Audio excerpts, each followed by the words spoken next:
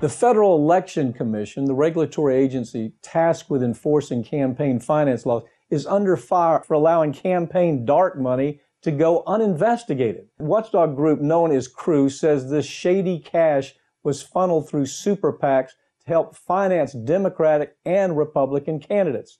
Despite having raised the concerns of the FEC, the watchdog claims that they were ignored, and now they want the agency to be held accountable.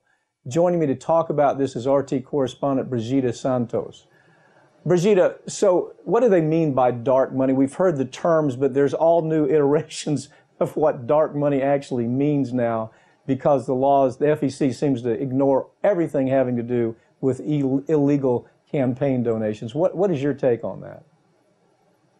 Dark money is political cash that is donated to a candidate from a hidden or undisclosed source. Now, money can be hidden on its way to a candidate either by passing through a nonprofit, also known as a social welfare organization, or through an LLC. And LLCs are sometimes set up with the sole intention of hiding a donor's identity. You know, the FEC it's become so apparent that it's just nothing more than a political vehicle. You know, when the Democrats are involved, they use it as a political vehicle against Republicans and vice versa. And you have to wonder, is it really even an agency that we need nowadays? I mean, it's become such a wild west out there with Citizens United and with all the iterations, the interpretations after Citizens United. You even wonder whether the FEC is even relevant anymore because it really is nothing more than an extension, a political extension for the party who happens to be in office at the time. Who is CREW, and can you tell us about the cases they say that FEC dropped the ball on? The Watchdog CREW is an organization that stands for Citizens for Responsibility and Ethics in Washington. Now, they have filed 2 lawsuits against the Federal Election Commission for failing to investigate 2 complaints that CREW made, the first one back in 2015 and the other in 2016. The FEC was supposed to investigate within 120 days. That was the deadline. They have yet to do that, so that's why they have filed these 2 lawsuits.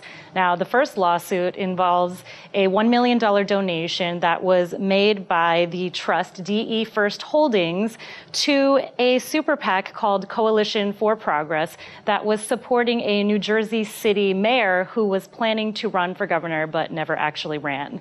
Now, this donation was, again, by DE First Holdings, which was set up the night before it actually made that donation. So it had never been in business before.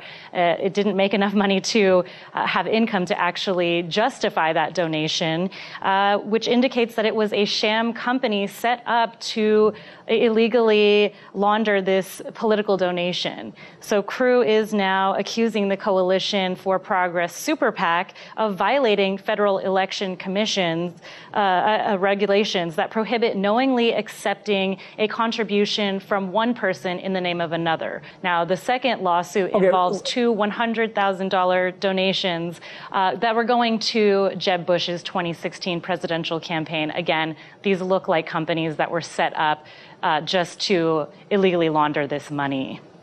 Interesting thing about the FEC. Right now, Trump has not figured out that he hasn't packed the FEC yet. I don't know. It's almost like he's been asleep. The numbers don't really add up real well for what he needs to accomplish there. If you know, because I say FEC is nothing more than a political extension. And when you really take a look at what they've accomplished the last couple of decades, it's almost zero.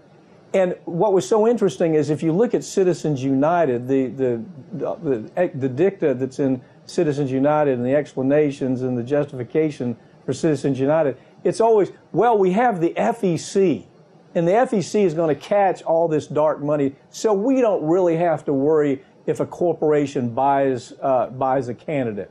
We don't have to worry if a corporation just pumps billions of dollars into a political agenda. We don't have to worry because we got the FEC. Nothing is a bigger joke than that.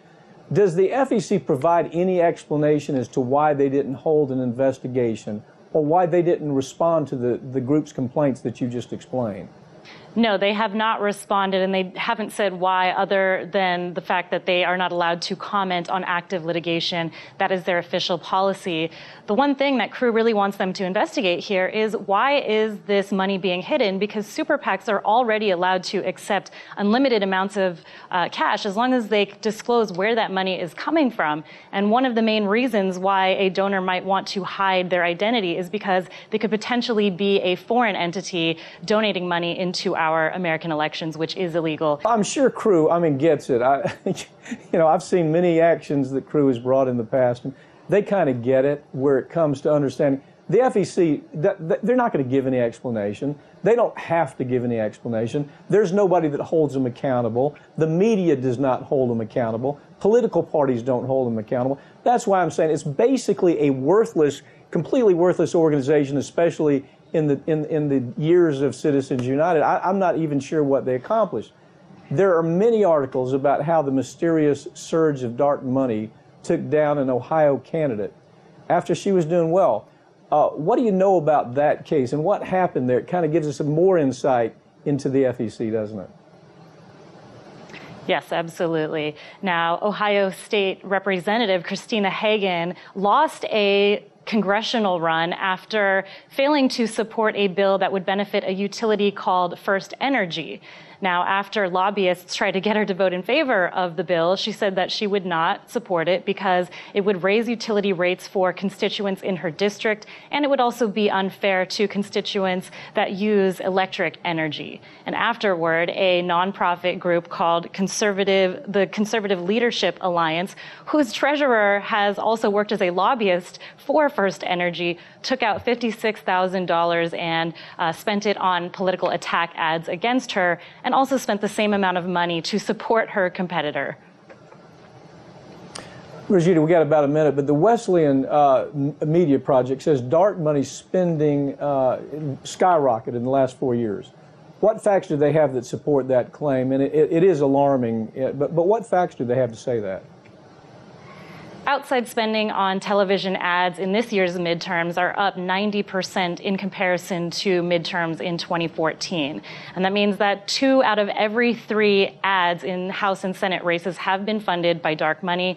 And since 2010, when Citizens United versus the FEC ruling came out from the Supreme Court, dark money groups have spent over $800 million on federal elections. Thank you, Brigida.